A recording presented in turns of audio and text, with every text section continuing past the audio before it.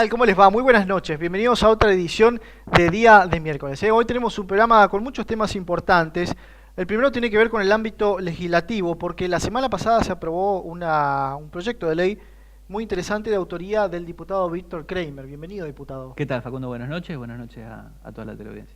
Bueno, estamos hablando de una ley que promueve la historia clínica electrónica para el paciente. ¿De qué se trata? Básicamente la idea es aprovechar toda la potencia, todas las ventajas que ofrece la informática respecto del uso de papel para mejorar algo que es tan importante, tan sensible a la gente como es el manejo de las historias clínicas.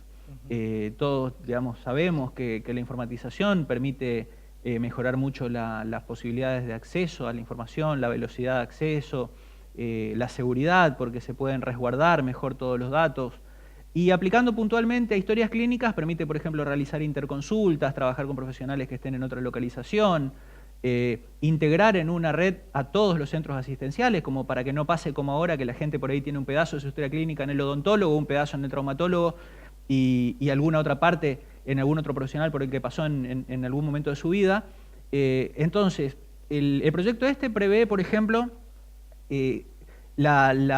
como un tema prioritario unificar las historias clínicas, o sea que se arme un solo documento electrónico por cada persona y que en ese documento electrónico esté realmente toda la información relacionada con la salud de esa persona. De la índole que sea, digamos, como decías, sea del dentista, del traumatólogo. La idea es que ahí esté unificado todo, que estén unificados ahí, por ejemplo, desde los resultados de los análisis clínicos hasta las imágenes, digamos, las radiografías, las tomografías, que todos los tratamientos, toda la asistencia que el paciente reciba se vaya cargando en ese único documento.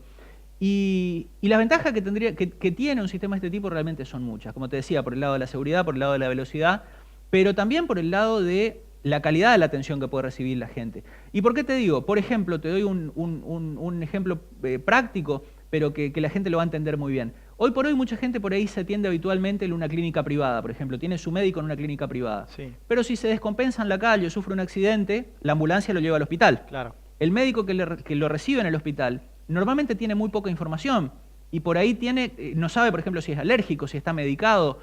Y esto es tiempo que se pierde en hacer los controles, y teniendo la información está disponible. Ajá. Y a disposición del médico que le recibe, por ejemplo, en una situación de emergencia. Vos fíjate que podemos ganar minutos que terminan incidiendo en una cuestión de vida o muerte.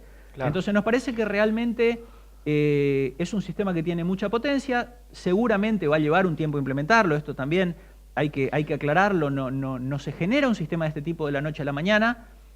Hay centros asistenciales donde ya se está trabajando en sistemas de este tipo, pero la integración, el armado de la red y todo eso seguramente llevará un tiempito. ¿Cómo hacemos para abarcar justamente la parte privada o las clínicas privadas con el sector público? Para eso, entre otras cosas, se generó esta ley, porque en la ley se establece la obligatoriedad de trabajar en el sentido de integrar los sistemas públicos y privados, y se pone el Ministerio de Salud Pública de la provincia como autoridad de aplicación y como ente a cargo de planificar y de coordinar esta integración. Como yo te decía recién, hay algunos centros asistenciales, entre ellos unos cuantos privados, sí, que tienen sistemas internos ya de manejo de historias clínicas.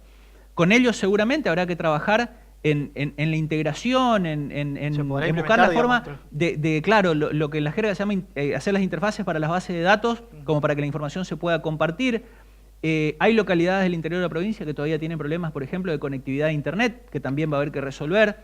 Va a llevar un tiempo la capacitación del recurso humano, que hay que romper barreras, en algunos casos hasta culturales, para implementar un sistema informático de este tipo. ¿Desaparece el papel con la historia clínica electrónica?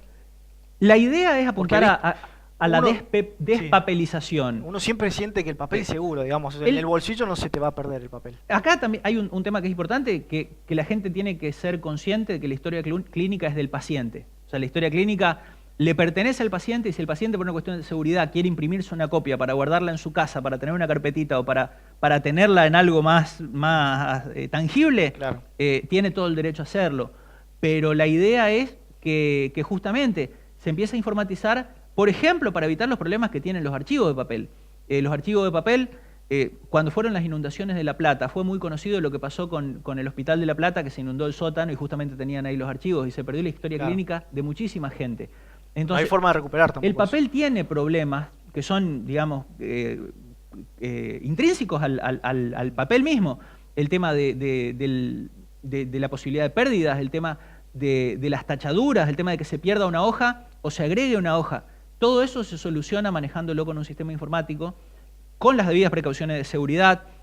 Hoy por hoy hay sistemas que permiten que, por ejemplo, cualquier modificación, cualquier lectura, si entra un profesional solamente a leer o imprimir una copia, puede quedar registrado ese acceso, como para que la persona realmente tenga la tranquilidad de que el manejo de sus datos esté bien resguardado y que solamente pueden acceder a eso los profesionales que estén debidamente autorizados por el Ministerio de Salud Pública. Recién me decías que bueno, esto forma parte también de un cambio paradigmático, porque ahora creemos que las historias clínicas son de los entes privados, de las clínicas, ¿no? O de los sanatorios, de los hospitales, y ahora pasan a ser del paciente.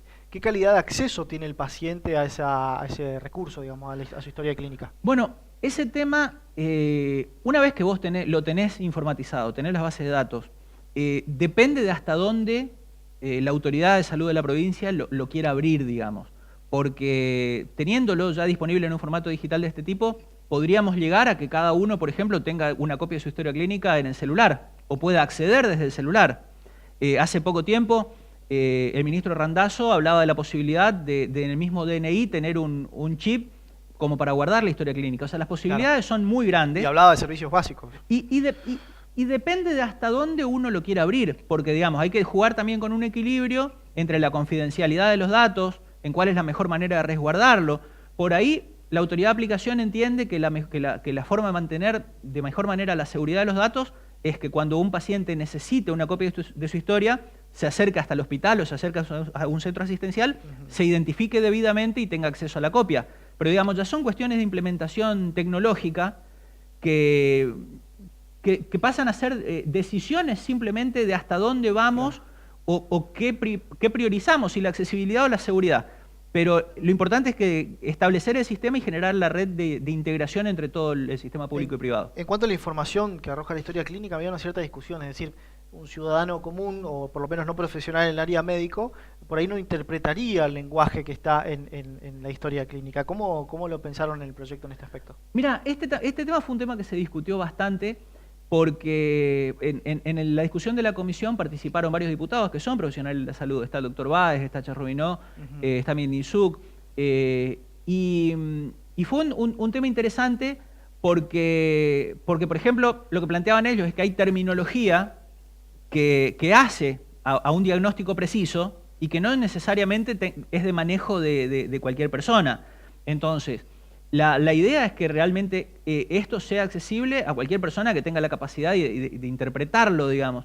Claro. Y queda claro que, por ejemplo, se solucionan algunos problemas, el típico problema de la letra del médico. Hasta ahora las historias clínicas en papel, muchas veces, claro, o sea, no solamente no entendía las palabras, sino que no se puede, y el farmacéutico. Con todo el respeto. Porque entonces, con esto, ya ese primer problema que hasta ahora había con la historia clínica en papel se soluciona, porque es todo legible, claro. Y en el peor de los casos, quienes no somos profesionales de la medicina, habrá algún término que no entendamos, pero que cualquier otro médico lo va a saber entender, lo va a saber interpretar, y el mismo hecho de que sea claramente legible ya lo va a poner mucho más al alcance de la gente que lo que está hoy.